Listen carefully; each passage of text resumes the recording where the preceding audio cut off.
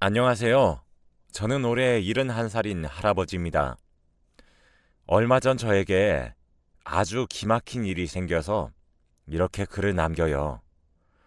로또 1등 당첨된 것보다 더욱 기적 같은 일이고 어떻게 이런 일이 생길 수 있는지 지금 생각해도 정말 눈물이 차오르네요.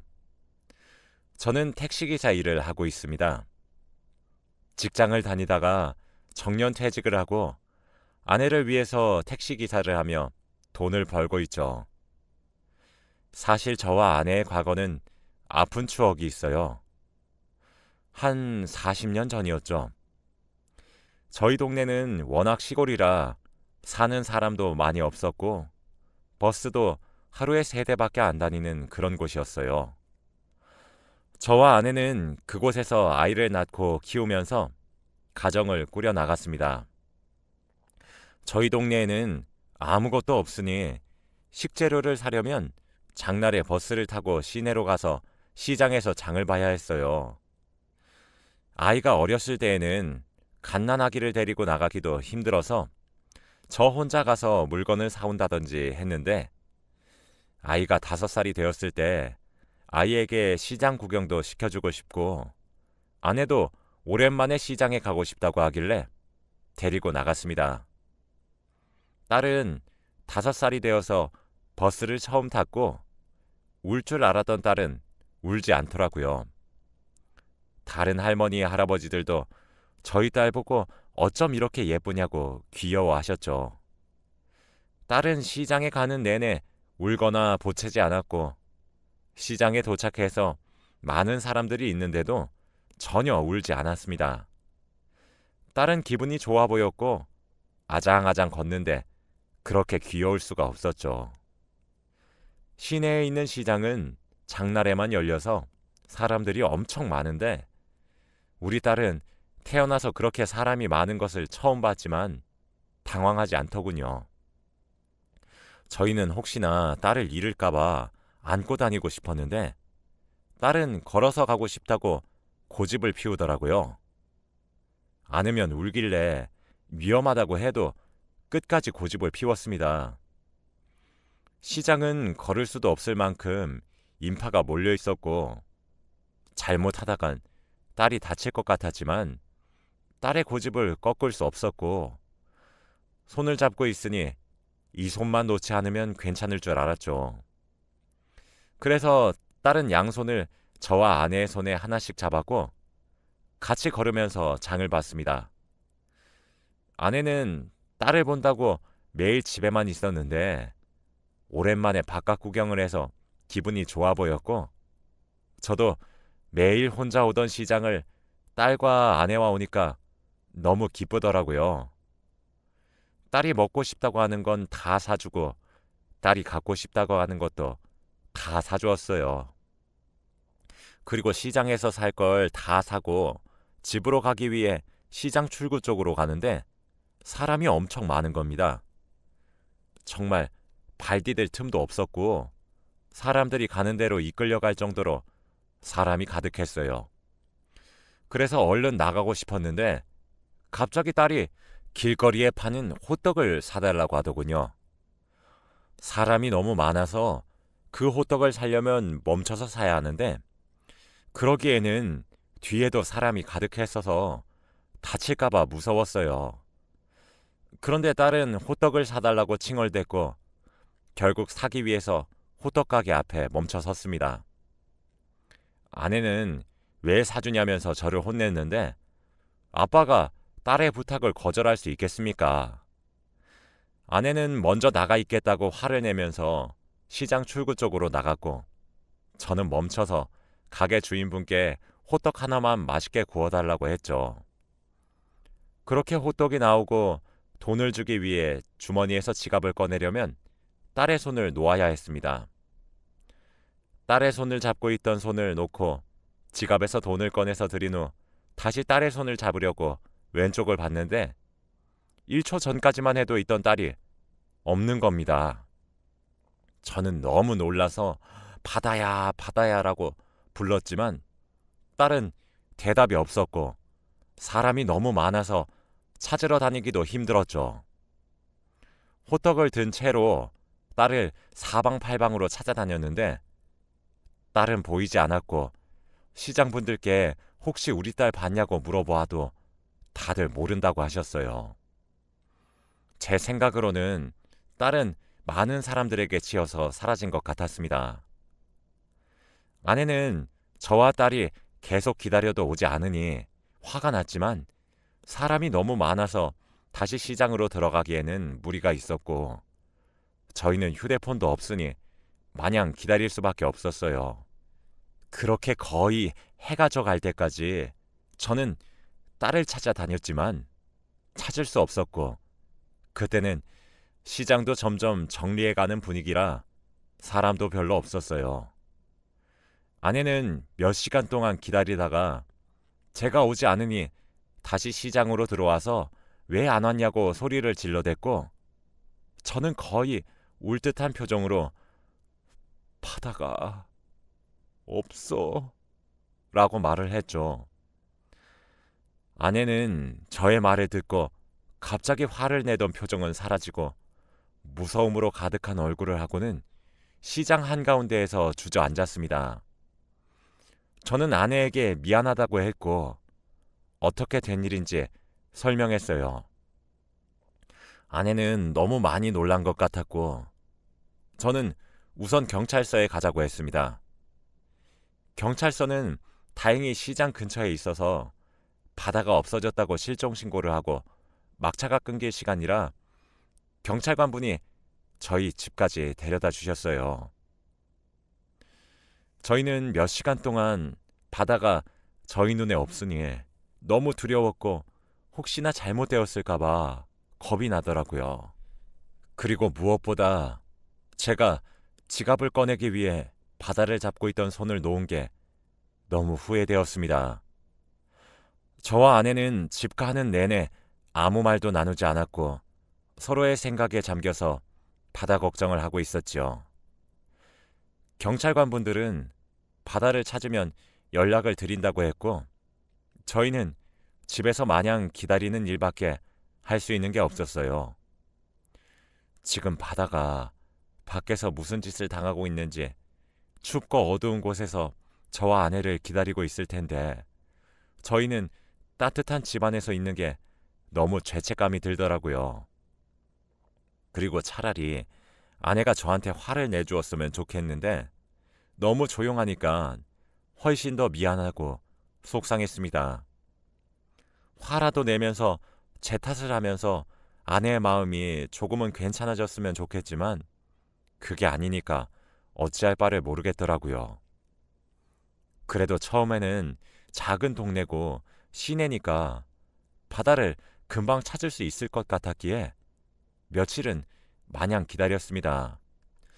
그런데 경찰관에게 전화를 하루에 서너 통씩 걸고 바다를 찾으러 시장에도 매일 갔지만 바다를 찾을 수 없었어요. 그걸 일주일 정도 하니까 사람이 미치더라고요. 저는 우선 바다를 찾는 전단지를 만들어서 장날에 시장 사람들에게 돌렸고 동네를 하루 종일 돌아다니면서 바다를 찾았습니다. 그리고 길거리에 바다랑 닮은 아이를 보면 바다인 것 같았죠. 저와 아내는 온 머릿속에 바다밖에 없었습니다. 그런데 저희 딸은 아무리 찾아도 소식이 없었고 어디서 도대체 뭘 하고 있는지 궁금해 미칠 것 같더라고요. 바다를 찾는 일이 몇 달이 되고 흘러 몇 년이 지나고 말았습니다. 바다는 외동딸이라 바다 하나만 바라보고 살아왔던 저희에게 바다의 실종은 정말 청천벽력이었고 아이를 다시 낳을 생각도 할 수 없었죠.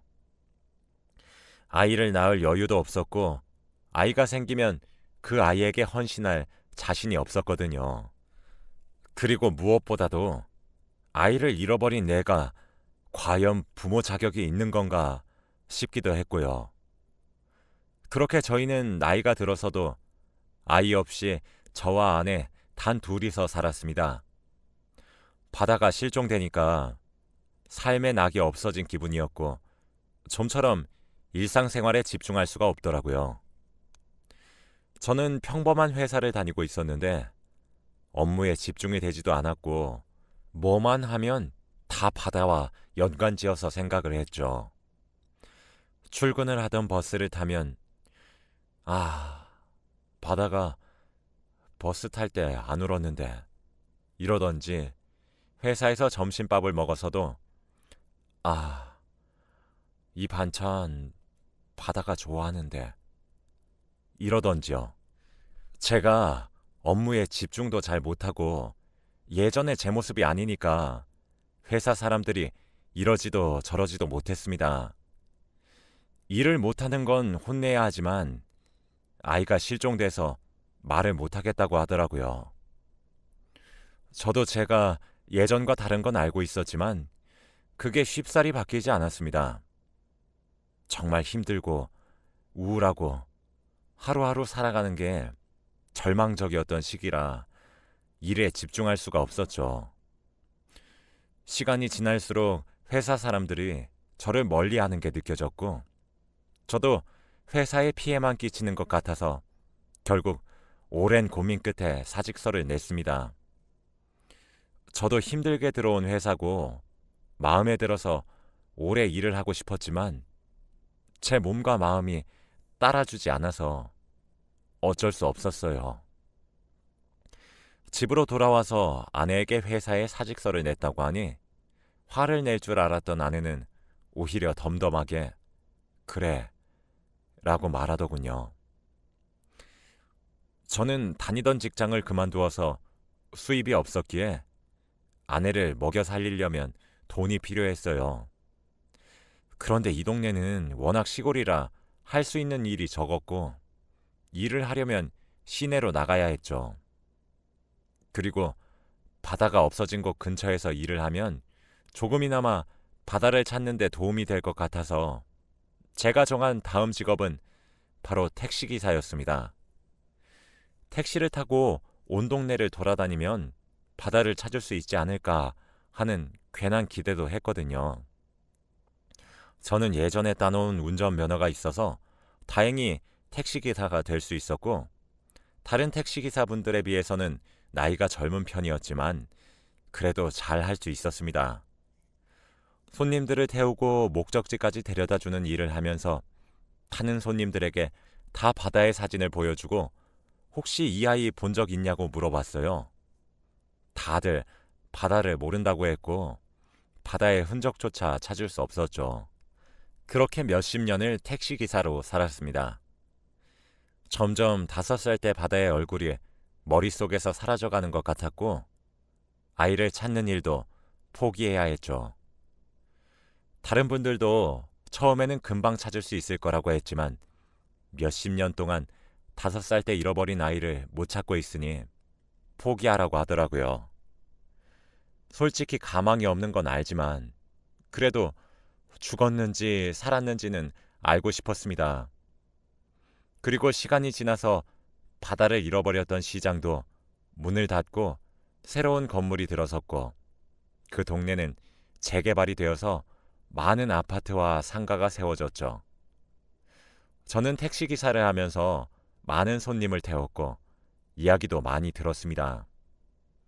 정말 세상에는 다양한 사람들이 존재하고 나보다 더 큰 슬픔을 가진 사람도 많다는 걸 깨닫게 되었죠.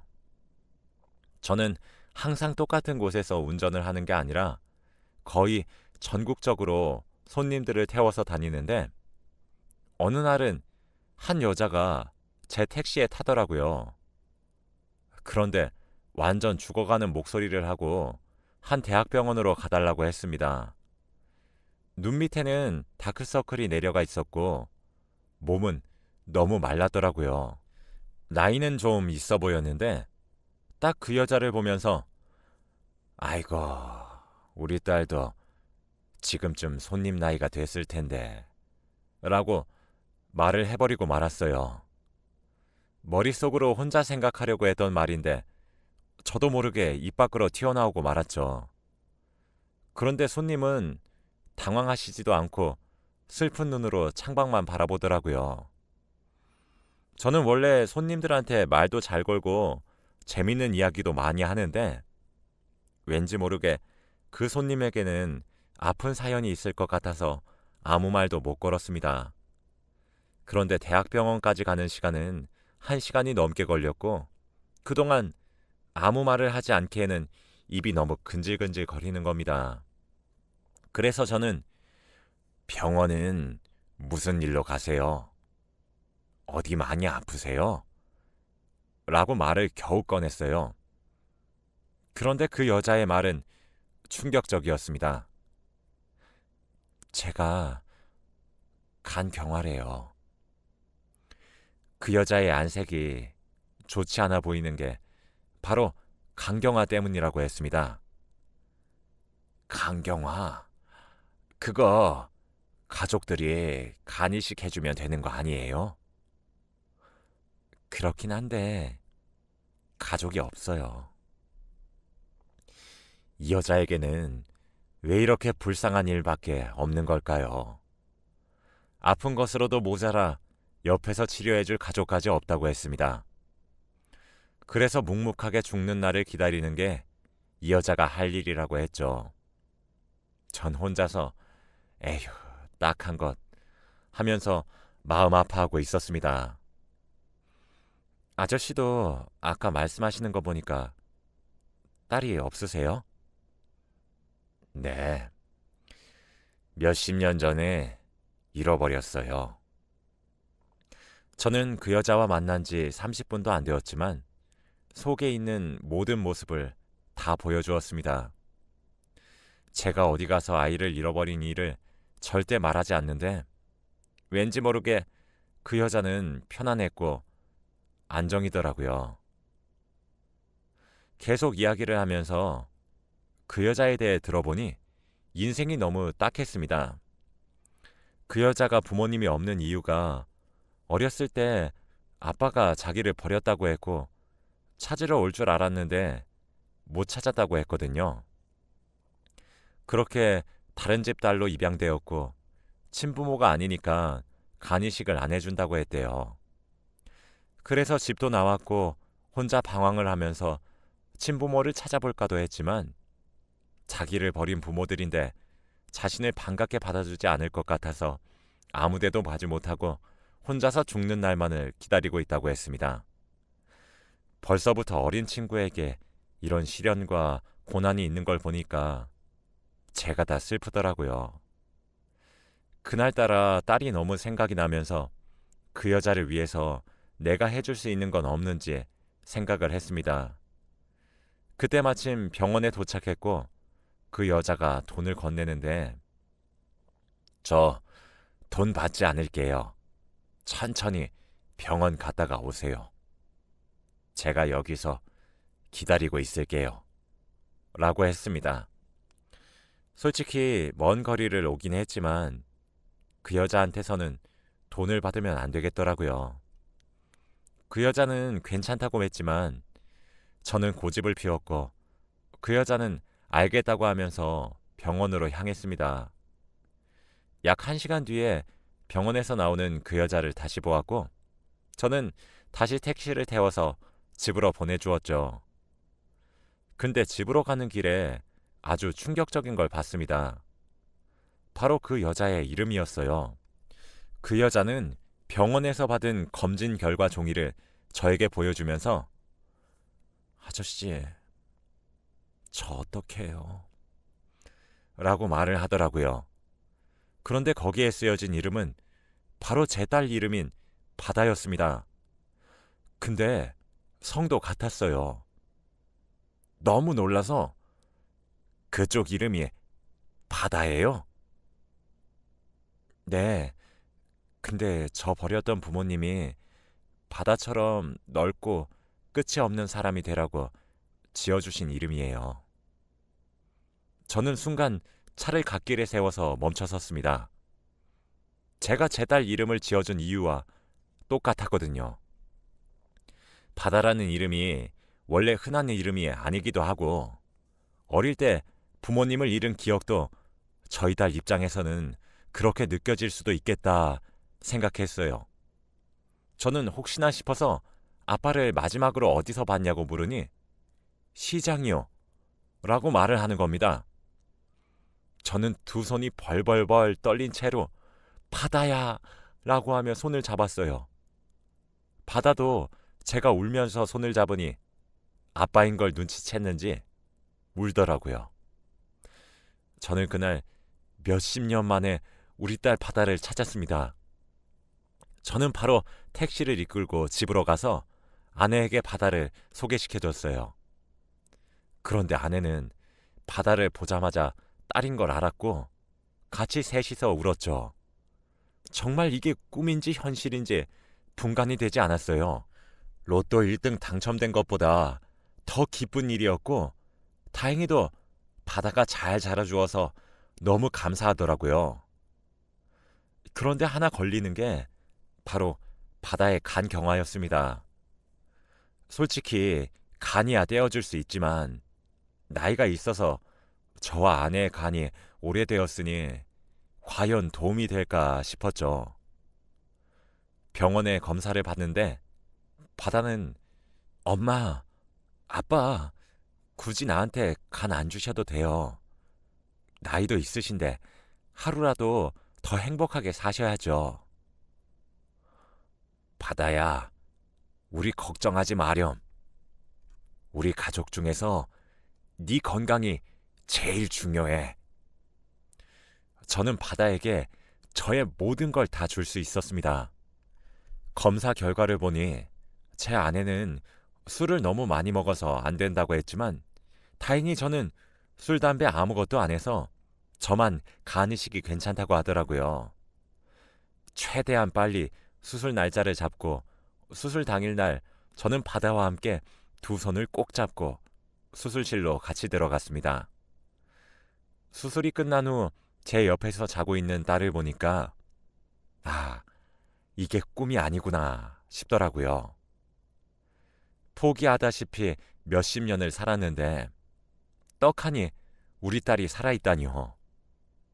자랑스럽고 대견했습니다. 저와 딸 그리고 아내 셋은 그날부터 행복할 날들만 남았어요. 회복이 끝나고 집으로 돌아와서 오랜만에 식탁에 앉아 셋이서 밥을 먹는데 너무 행복하더라고요. 드디어 제대로 가족을 이룬 것 같았습니다. 바다를 입양해 주시고 키워주신 분들에게 당연히 감사 인사를 전해드렸고 정식으로 바다를 저희 딸로 데리고 왔습니다. 앞으로 이제 저의 모든 것을 저희 딸에게 바치도록 할게요. 정말 세상에는 대단한 일이 많은 것 같네요. 혹시 주위에 저와 비슷한 아픔을 겪고 있는 사람들을 본다면 꼭 제 이야기를 해주세요. 저의 이야기는 여기까지입니다. 들어주셔서 감사합니다.